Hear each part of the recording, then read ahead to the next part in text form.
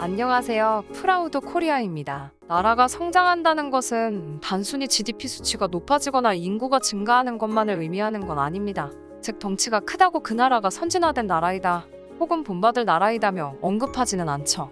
물론 이 지표가 중요하지 않다는 것은 아닙니다. 최소한의 성장이 있어야 나라의 활기가 돋는 건 틀린 말이 아니죠. 그럼에도 좋은 나라라는 이미지를 주기 위해서는 경제력이나 군사력 외에 다른 무언가가 필요합니다. 그것은 소프트 파워라는 용어로 설명할 수 있는데요. 소프트 파워는 군사력이나 경제력 등 물리적인 힘을 의미하는 하드 파워와 반대되는 개념입니다. 문화, 예술, 공공외교 등 매력으로 행사하는 국제적인 영향력이죠. 영국 월간지 모노클은 2021년 기사에서 각국의 소프트 파워를 평가해 등급을 매기면서 한국을 독일에 이은 세계 2위로 평가했습니다.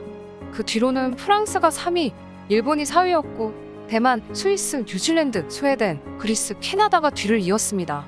재밌게도 GDP 1위, 2위를 다투는 미국과 중국은 순위권에 끼지도 못했죠. 덩치는 크지만 각 국가가 가지는 매력도는 상대적으로 떨어지기 때문입니다. 그런데 한국이 소프트파워 부문에서 세계 2위를 거머쥘 수 있었던 이유는 무엇일까요? 모노클은 한국이 엔터테인먼트와 혁신에 있어서 다른 나라를 위한 기준을 세울 만큼 비약적인 성장을 했다고 평가했습니다. 이젠 두말하면 입이 아플 정도로 유명해진 봉준호 감독의 기생충으로 대표되는 영화 부문과 BTS로 대표되는 K-팝 등이 한국 소프트파워의 기반이 됐다 언급했죠. 그 외에도 삼성과 LG, 현대 등 세계에서도 널리 알려진 브랜드들은 한국의 소프트파워를 더욱 강화시키는 요인이라고 설명했습니다. 그런데 진짜 한국은 세계 2위의 소프트파워 강국일까요? 이런 지표들이 전부를 말하는 건 아닐 수가 있죠.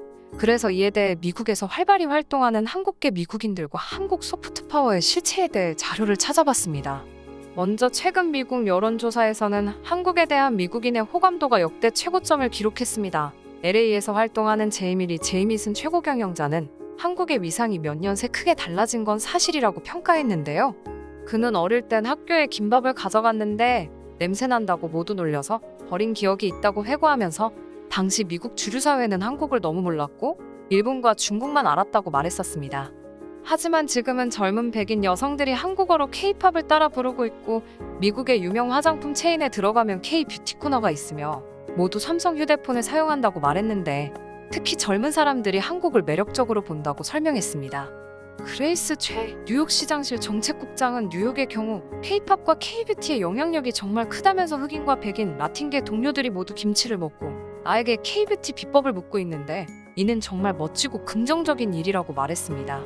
샘조 시애틀 항만청 위원은 저희 한인 2세대는 한국어보다 영어를 더 중시했는데 지금 3세대는 한국어를 더 잘하려고 한다며 다른 국가 사람들도 한국어를 하고 싶어하니 당연한 일이라고 밝혔습니다. 이들은 모두 한국의 위상 상승이 한국계 미국인으로서의 자부심 및 한국 역사와 문화에 대한 이해 제고로 이어졌다고 입을 모았습니다. 한편 한국의 이런 소프트파워가 장기적으로 유지되려면 특히나 국가의 이미지 유지가 중요하다고 하는데요. 일례로 샘조 위원은 중국을 예로 들었습니다. 중국은 지난 20년간 엄청난 비용을 들여 소프트파워를 강화했지만 코로나19 대응 문제로 전 세계가 중국을 보는 시각이 크게 변하면서 하루아침에 소프트파워가 약화되었으며 우리가 지금 느끼다시피 중국이나 중국 사람을 좋게 보는 국가는 손에 꼽을 정도로 낮죠. 이러한 이면에는 국가뿐만 아니라 국민의 성품도 매우 중요함을 느낄 수 있습니다. 그런데 우리나라는 어떨까요? 우리 국민들의 성품은 한국 주변에 위치한 국가들과는 다르게 외국인들에게 많은 존경을 받을 정도로 뛰어나다고 볼 수 있습니다. 특히 한국인의 인심을 가장 잘 보여줄 수 있는 것 중 하나가 바로 밥상인데요. 반찬 하나라도 더 챙겨주려고 셀 수 없는 반찬들을 보면 인정을 느낄 수 있습니다. 그중 전라도는 특히 밥에 더욱 진심인 분이 많으시죠. 그래서 맛집이 많기로 유명하고 반찬 수도 셀 수 없이 많습니다. 따라서 전주나 여수 쪽에 여행을 간 외국인들은 특히나 문화 충격을 많이 받는다고 하는데요. 이탈리아에서 한국으로 여행을 와서 전라도 밥상을 처음 접해본 알베르토는 손으로 세기 힘들 정도의 반찬수에 놀라면서 이탈리아에서 이런 거 먹으면 1인당 최소 200유로야 라고 가성비에 놀라는 모습을 보였죠.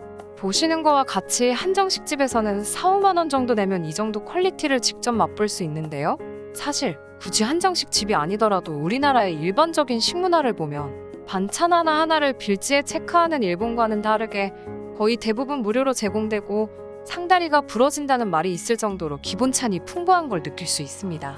그리고 친구 집에 놀러 가는 경우 친구 어머님들은 단골로 말하는 멘트가 밥이 부족하면 말해라고 손님이 귀찮을 수 있지만 밥은 꼭 잘 먹여서 보낸다는 문화가 정착되어 있죠. 심지어 인심 좋은 가게는 떡하니 공기밥을 1,000원에 팔고 있음에도 밥 좀 더 달라고 하면 돈 더 받는 것보다 우리 가게는 인심을 판다는 마인드로 그냥 주는 주인분도 종종 있습니다. 반찰리필은 기본이고요. 이런 부분에도 외국인들은 한국을 좋아하는 이유 중 하나로 가족 같은 인심을 꼽는 사람도 있습니다. 미국의 오스틴 카이스트 교수는 한국에서 아주 힘든 경험을 겪었다고 하는데요.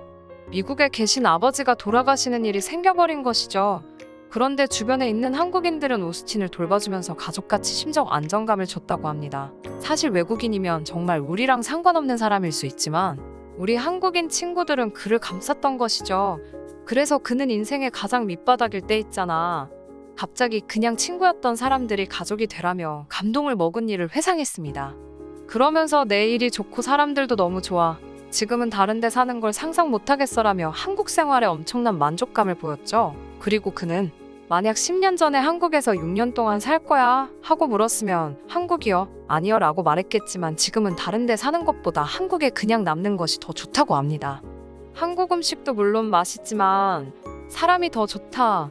날 한국에 있게 한 건 사람이야 라며 한국인들의 따뜻한 인정을 잘 표현했었습니다. 이처럼 K-팝이나 영화, 드라마들이 대다수 한국 문화를 처음 접하게 되는 관문이라면 한국인의 인심, 정과 가치, 소프트파워의 원천이 되는 감정들은 한국 문화가 아주 오랫동안 유지할 수 있도록 지켜주는 뼈대가 되는 것이죠. 그래서 실제로 한국 문화가 좋아 유학을 온 외국인들이 우리나라에서 겪는 일화로 인해 아예 체류하는 사람들이 대폭 증가하는 경우가 많습니다. 행정안전부가 통계청의 인구주택 총조사 자료를 활용해 발표한 2020년 지방자치단체 외국인 주민 현황에 따르면 지난해 우리나라에 거주하는 외국인 주민 수는 무려 215만 명이라고 하는데요. 외국인 주민 수는 2006년 53만 명에서 매년 늘어 2009년 110만 명으로 처음 100만 명을 넘어섰고 5년 후인 2014년에는 150만 명, K-팝이 전 세계로 흘러퍼진 이후로 2018년에는 무려 200만 명을 돌파했습니다. 유형별로 분류했을 때 오스틴의 경우처럼 한국 국적을 가지지 않은 외국인 근로자 등 장기 체류 외국인이 69만 명이나 된다고 하는데요. 이 추세가 향후 어떻게 바뀔지 주목되네요.